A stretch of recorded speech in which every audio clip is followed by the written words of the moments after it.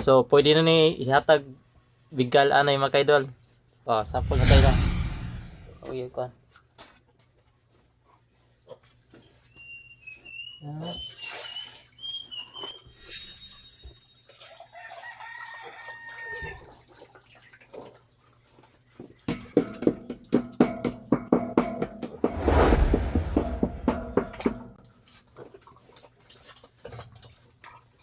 Ihatag mo. Pagtaon niya mga kaidol.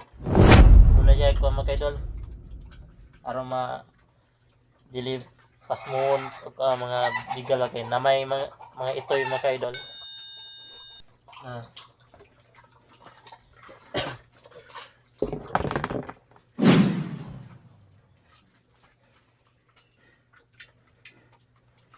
Nagkaon na siya mga kaidol.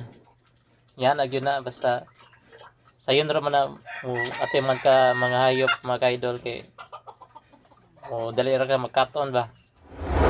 Wala siya. So, mauro to mga kaidol. Like, comment, share.